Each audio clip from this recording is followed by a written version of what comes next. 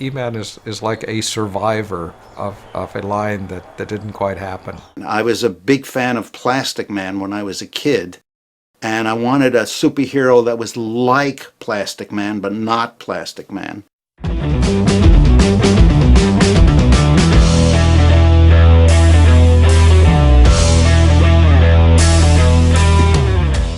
Hello, comic book fans. I'm Kevin Gibbon, back with you once again for another episode of Comics Let's Talk. And I had to get quite a few things out of the way, including the passing of comic book creators in 2018, before I could do my dream show, which is on the character of E-Man. I think E-Man is my favorite original creation from the 1970s, and he didn't come from Marvel or DC. He came from, in fact, one of the lower companies. Well, let's say it's the bottom of the totem pole in the world of comic book companies. From Wikipedia, E-Man is a comic book character, a superhero created by writer K.W.D.L and artist Joe Staton for the American company Charlton Comics in 1973. Nick called me and says, I got this superhero. You want to try it? And he told me the ideas. But I think the way it started is Nick had proposed, like, if you talk to Nick, he'll give you the truth of the whole situation. But the way I understood it is Nick had proposed a set of superheroes. He was going to start a new small line within Charlton of superheroes. Because certainly Dick Giordano previously had the Action Heroes line with Captain Atom and Blue Beetle and such. And Nick always had all kinds of ideas, still does. And he was trying to start up a bunch of superheroes within Charlton. And when it eventually came down to it, I guess the San Angelos, whoever was in charge said, "No, we can't do that. So that's too much trouble. That's too much trouble. We would actually have to keep an eye on that and edit it. We can't do that." So kind of as compensation to Nick, they let him go ahead with the one idea, the E-Man character. So that's E-Man is like a survivor of a line that didn't quite happen. Joe is such an easy guy to like. He's just such a pleasant person to be around. And so we started being very friendly. And when George came back from a meeting with the publishers and said, "I talked the publishers into giving another try with superheroes. Come up with something." And I said, "Oh, okay." So I came up with E-Man. Though the character's original series was short-lived, the lightly humorous hero has become a cult classic, sporadically revived by various independent comics publishers. Ownership of the character has changed hands over the years, moving from the original publisher to the character's creators. After editor Dick Giordano left the Derby, Connecticut-based Charlton Comics in 1968, the publisher ended its superhero line. A later editor, George Wildman, persuaded the publisher to try superheroes again, leading writer K.W.D.L and artist Joe Staton to devise E-Man. Cuddy said a character that was caught in a factory explosion and became an energy being that could take on any form of matter. When he shared this idea with artist Joe Staton, Staton felt the origin was too similar to that of Charlton's Captain Atom and the atomic accident origins that had often been used by Marvel Comics writer-editor Stan Lee. Inspired by the works of Arthur C. Clarke, Cuddy created a new origin that made E-Man a packet of sentient energy created as a star went nova. Cuddy asked Staton to design the costume, only requiring that the character not wear a cape, and that the formula E=MC2 be his chest emblem. Staton based E-Man's face on that of Roger Moore,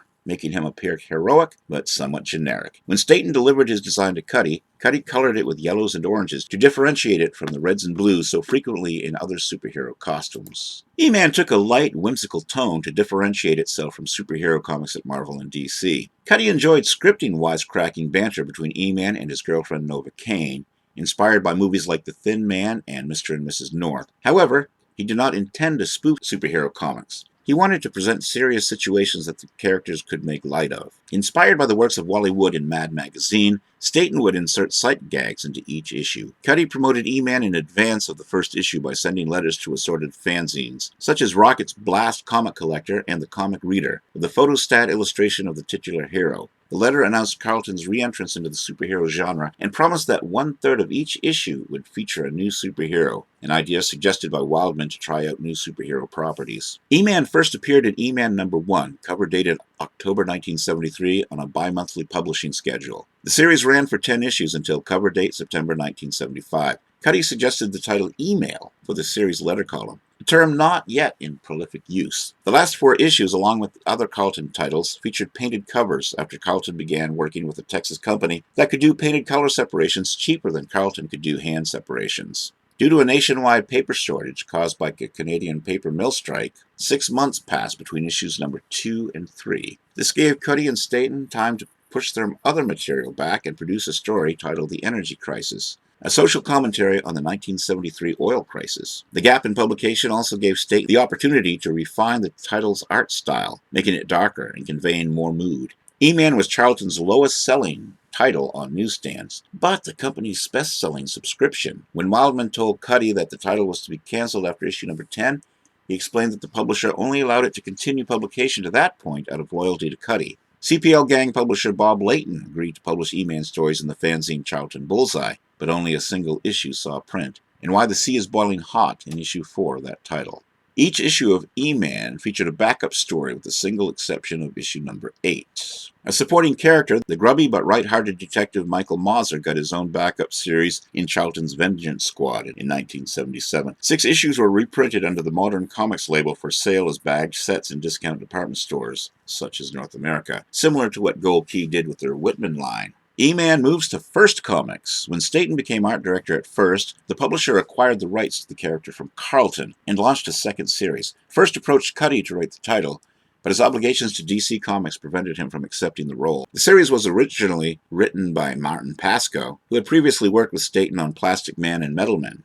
Staten and Paul Kuperberg would write later issues until Cuddy finally became the series writer with issue number 24. Unfortunately, the series was canceled with number 25. As a direct market publisher not distributed to newsstands, the second series was not obligated to seek Comics Code Authority approval and could address more mature topics than code-approved comics. Where the Carlton series featured broad, whimsical themes, the first comic series engaged in a more specific satire, directed at targets including the X-Men, Steven Spielberg, and Scientology. The first 10 issues contained a one-page parody of the Hostess snack advertisements that ran in comics through the 70s and 80s. These parodies were written and drawn by different creators and featured characters from across the independent comics industry. First Comics E-Man ended with issue number 25 after the title went on hiatus to allow First to publish the 7-issue miniseries The Original E-Man and Michael Mauser, which reprinted the Carlton series and Mauser's backup stories in Vengeance Squad. The final issue of this series introduced E-Man's sister Van Fear in a previously unpublished story. In the course of the run in the mid-1980s, Staten acquired certain rights to the character from First, although First Comics retained ownership of the stories that had been published by them. As Staten described in an interview published in 2001, the deal with E-Man was that I had an arrangement with First Comics so that they brought the rights to E-Man from Charlton, and then I was to repay First all their expenses out of my royalties. The rights to E-Man were then supposed to revert to me completely, but some of us needed more lawyers than we knew, and the end result of how it stands, as I understand it, is that I have the rights to do any new E-Man stories I want to, and I have the right to license any new E-Man material I want. Ken Levine, the lawyer for First, controls the rights to what First published. To keep the rights unified, Ken and I decided he would represent the whole E-Man package. Whatever I get in, Nick gets 50%, but so far it's been nothing. Several years after the cancellation of the first comic series, Comico published an E-Man one-shot in September of 1989 by Cuddy and Staten, followed by a 3-issue miniseries. After Comico's demise, Alpha Productions did 2 one-shot publications, E-Man and E-Man Returns, in 1993 and 1994. E-Man appeared in the 2-page story Come and Grow Old With Me by Cuddy and Staten, published in the magazine Comic Book Artist number 12. Cuddy and Staten retained for the 3 one-shots by Digital Web Press, publishing E-Man Recharged, E-Man Dolly, and E-Man Curse of the Idol, per its cover logo trademark, aka E-Man the Idol, as copyrighted per its postal indicia, each with Cuddy and Staten as their creative team, abetted by co-writer Randy Buscini on the third. The indicia for each listed E-Man is copyrighted by Joe Staten First Comics. A previously unpublished E-Man story, done for Alpha Productions by Cuddy and Staten, saw print in Charlton Spotlight number 6, that's in 2008, along with an unpublished Mike Mauser story. In 2011, E-Man appeared in War of the Independents, a crossover miniseries by Dave Ryan starring over 200 independent and creator-owned characters. In 2014, Charlton Nero announced that Cuddy and Staten were collaborating for a new 3-part E-Man story to be published in an upcoming issue of Carlton Action, a tribute comic fanzine celebrating Carlton's legacy. Staten stated that he is approaching the project as the final E-Man story. E-Man is a sentient packet of energy thrown off by a nova. Traveling the galaxy, he learned about life, how to duplicate the appearance of life and good and evil. Reaching Earth, he met exotic dancer grad student Katrinka Kolchinsky, who attended Xanadu University. She's also known as Nova Kane. He formed himself into a superhero dubbed E-Man with a civilian identity dubbed Alec Tron. Get it? Get it? Electron? His emblem was the famous mass energy equivalence formula E equals MC2, and his powers included firing energy blasts from those hands, changing his appearance and transforming part or all of his body into anything he could envision, turning his feet into jet engines so he can fly, etc., etc., etc. E-Man's origin was added to retcon in Charlton issue number 10 and in the first comic series. Nova would later be caught in a nuclear explosion and gain the same powers as E-Man and become his partner. Later still, she would lose her powers in a parody of the X-Men's Phoenix and becoming a normal human being again, only to regain her powers sometime afterward.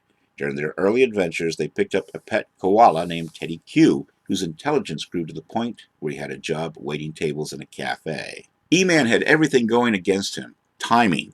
Superheroes were no longer a hot trend when he debuted in 1973. Publisher. Fans paid little attention to Charlton Comics. Creative team. Writer Nicola Cuddy and artist Joe Staten were both newcomers to the field. Even the wardrobe, orange, yellow, and white, please! And yet, discerning readers picked up on him right from the start. Perhaps not enough to create a new household word, but quite sufficient to make him a cult classic for over a quarter of a century. In general outlook, E-Man owed a lot to Jack Cole's Plastic Man. Both were shape-shifting heroes who dealt with serious menaces in a light-hearted way, and while both maintained balance most of the time, they did slip occasionally into outright comedy.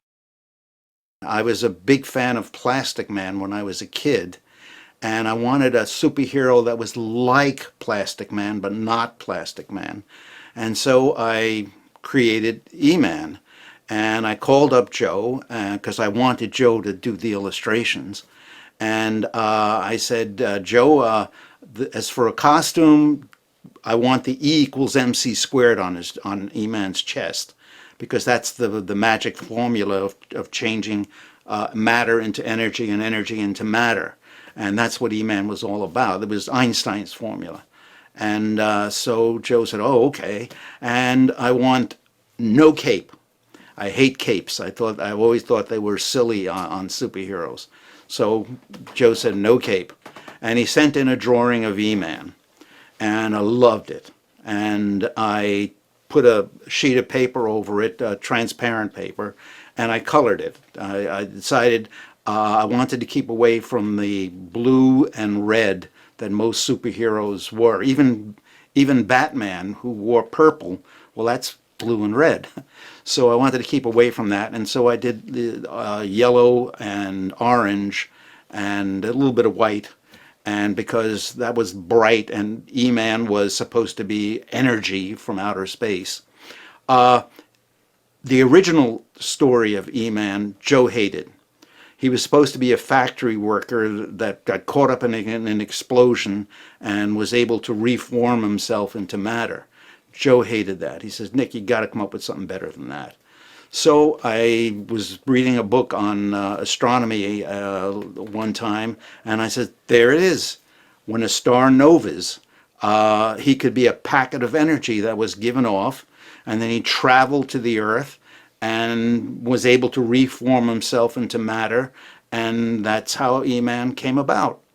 And Joe says, that's it. That's the origin. Perfect. In a supernova who merely took on the form of a man, or whatever else struck his fancy. While sojourning on Earth, when not superheroing, he used the name Alec Tron, though he never made a secret of the fact that Alec and E-Man were one and the same. His first supporting character was Nova Kane, introduced in number 1. Nova worked as an exotic dancer, but was also a graduate student, and her real name was Katrinka Kolchinsky. No wonder she preferred Nova. In the 8th issue, Nova acquired energy fields of her own, and from then on, she and E-Man were a superheroine team. Private Eye Mike, don't call me Mickey, Mauser, was introduced in number 3. And in number 8, Nova and Alec got a pet koala bear named Teddy. Vampire, E-Man's sister, born in the same supernova, first appeared in a story that was left over when the series ended with its 10th issue. That was September of 75. That story first saw light of day in a fanzine called Charlton Bullseye. Mike Mauser went on to a series in the back pages of Charlton's Vengeance Squad, which ran from 1975 to 1976. Then neither was seen again for years. In 1983, a new publisher, First Comics, hired Staten as art director and brought the E-Man character for him as a sign-up bonus. The early scripts at first were written by Marty Pasco, who for years had scripted Swamp Thing, The Flash, and other well-known characters. Pasco's take on E-Man was far more broadly comedic than Cuddy's. For example, he gave Mauser a nephew named Donald Duke. Staten took over scripting with issue number 9, and Cuddy returned near the end of the 25-year issue First Comics run. While the character was at first, Mauser co-starred in a miniseries, The PIs, whose other star was Miss Tree. Since the demise of First Comics, E-Man has appeared along with Nova, Mauser, Teddy, and Vampire in specials and miniseries from Comico, Alpha Productions, and other minor players in the comics industry. He's never a runaway bestseller,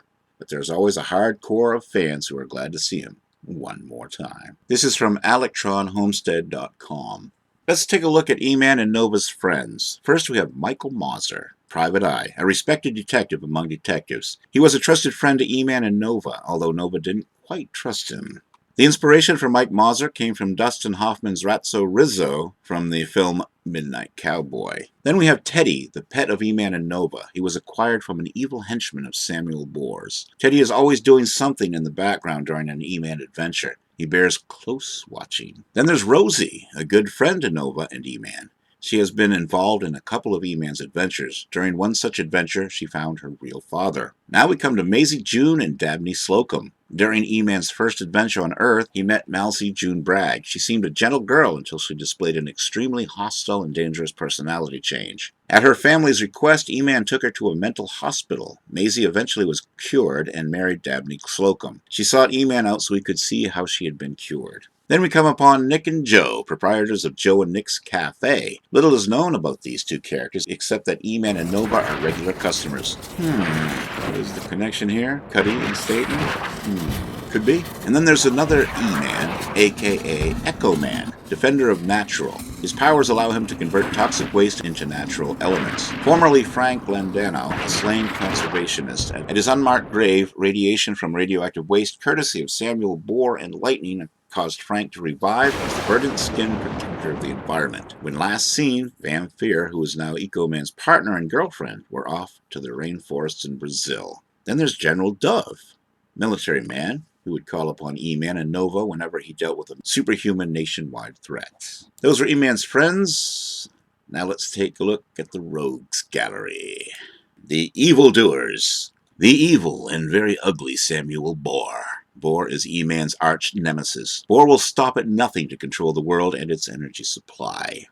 Then there's Genius Number 1, a brilliant, arrogant, and evil scientist. He augmented his intelligence with the help of a special plant. His plan was for he and others like himself, whose brain size and capacity had been altered by the mysterious plant, to control the world and shape it to suit their vision. E-Man and Nova defeated him by destroying the intelligence-enhancing plant. When Genius Number 1 was deprived of this, his brain shrank and rendered him a mental invalid.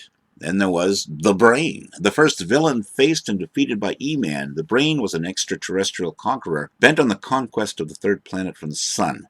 He resurfaced time and time again. Now we come to the Entropy Twins. Juno and Michael had powers over chaos and order. Their powers were highly destructive. Their mission was to destroy E-Man. E-Man defeated them by changing their polarity. They could not approach each other without being torn to atoms. Eventually, they repented of their acts and were restored to normal by E-Man.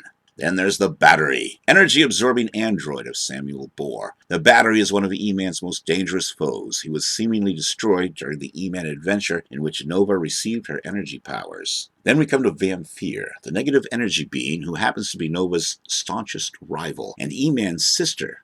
Both were spawned from the same star. Although she is not truly evil, she can be very temperamental, which can be very destructive given her abilities. Then there's the city-devouring Norwal. For many years, this monstrosity kept another dimension's inhabitants in fear. No one was safe from this creature until E-Man gave it more energy that it could consume. Then there's Pharaoh, despotic ruler of an alien culture from the past. Pharaoh ruled his subjects through fear and use of an ancient plague. While on an adventure into the past, E-Man and Nova defeated him, bringing his reign of terror to an end forever. Then we come to Seymour Cleary and Cerebellum, two hired assassins sent to Earth with three objectives: terminate the Brain and to eliminate E-Man and Nova. Cleary had the ability to walk invisibly through walls, but was helpless around mirrors. Sarah was a heavily armored mercenary.